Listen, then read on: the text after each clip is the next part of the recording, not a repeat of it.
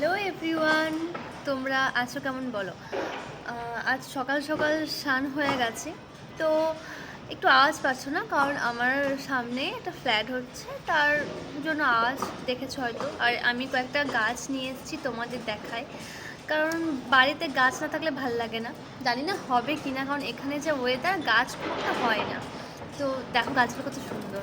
রোজ ঠাকুরকে জল দিই, ফুল থাকে না, ভালো লাগে না। আর একটা জবা গাছ নিয়ে এসেছি, আর একটা এই গাছটা কত কিউট দেখো। আরও গাছ আনবো, জানি না হবে কি না, বাট গাছ খুব ভালো লাগে। এবার কী জন্য ভিডিওটা করা, চান টান হলো, ভাবলাম একটু রান্না করি। আমি তো অত ভালো রাঁধুনি নই, বাট যা রান্না করি মোটামুটি খাওয়া যায়, ভালোই রান্না করি, ভালোভাবে খাওয়া যায়। তো এখানে অনেকজনে কোয়েশ্চেন যে এখানে ননভেজ চলে কিনা। দেখেছো আগে ননভেজ চলে, তবে যারা পুরনো এখানকার মানে গুজরাটি, তাদের সোসাইটিতে একটু প্রবলেম, মানে ওরা তো খায় না ধরো, কিন্তু অন্য জায়গায় প্রবলেম নেই। তোমাদের সঙ্গে শেয়ার করেছিলাম আজকে বানাবো খুব সহজে দই মাছ, আমার খুব প্রিয়। আর ও মাছ নিয়ে এসছে, এখানে মাছ খুব ফ্রেশ পাওয়া যায়, আর খুব ভালো মাছটা নিয়ে এসেছিলো। তাই ভাবলাম যে আজকে দই মাছ বানানো যাক। তো আমার দই মাছ বানাতে বেশি সময় লাগে না, তো তাই ভাবলাম তোমাদের সঙ্গে শেয়ার করি। জানি অনেকজনই দই মাছ বানাও, ভালোবাসো, কেউ কি এভাবে বানাও যেভাবে আমি বানাই, চলো দেখো। তো প্রথমে নুন হলুদ মাখানোই ছিল, মাছগুলো ফ্রিজে ছিল। তারপর একটু লেবুর রস, একটু গোলমরিচ গুঁড়ো, আর একটু নুন সামান্য, কারণ নুন মাখানো ছিল। একটুক্ষণ রাখলাম, ওই 10 থেকে 15 মিনিট। তারপর আমি ব্লিঙ্কিট থেকে কাজু আনিয়ে নিলাম, কারণ দই মাছে তো কাজু লাগবে। আর তোমার শেষও হয়ে গেছিলো দেখিনি।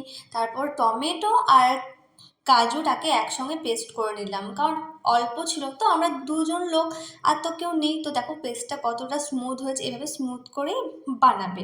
তারপর রসুন, পেঁয়াজ আর কাঁচা লঙ্কা আর আদাটাকে পেস্ট করে নেবে। এখানে জিরে গুঁড়ো ইউজ করতে পারো, আমি হালকা ইউজ করি, না করলেও চলবে। আর এই দেখো কত সুন্দর সুন্দর স্পুন, এগুলো আমি মিশো থেকে নিয়েছি, 6 6 12টা।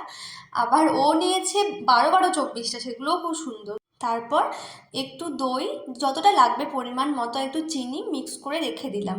আর এই দেখো ও আবার এগুলো অর্ডার দিয়েছিল আমাকে না জানিয়ে, মিশোতেই খুব কম দামে 12 12 24টা। লিঙ্ক লাগলে বলো, দিয়ে দেবো। তারপর কি করলাম, মাছগুলো ভেজে নিলাম। ওই যে গোলমরিচ গুঁড়োটা দেওয়া ছিল, ওটার জন্য এই ভাজা মাছটাও কিন্তু খেতে ভালো লাগে। কখনো ভাজা মাছও গোলমরিচ দিয়ে খেয়েও ভালো লাগবে। তারপর ভালোভাবে ভেজে নিলাম, কিন্তু খুব ড্রাই করে ভাজবে না, মানে কটকট করে ভাজার দরকার নেই। এরপরটা হলো বেস্ট স্টেপ, মানে এটাই হলো এই দই মাছের আসল স্টেপ, যেটা আমি বানাই। ওই যে একটু সর্ষের তেল দিলাম, কারণ সাদা তেলে ভাজা ছিল, একটু দই, মানে টক দই, কিন্তু এটা ওই মিষ্টি দইটা নয়, মানে চিনি দেওয়াটা নয়। আর রসুন, আর ওই যে মশলাটা করলাম, রসুন পেঁয়াজ আদা লঙ্কার, আর একটু দিলাম তোমার গরম মশলা, একটু কাশ্মীরি লঙ্কার গুঁড়ো। এবার এটাকে ভালো করে মাখিয়ে নিলাম, মানে ম্যারিনেট করে নিলাম, যাতে মাছটা সফট লাগে খেতে।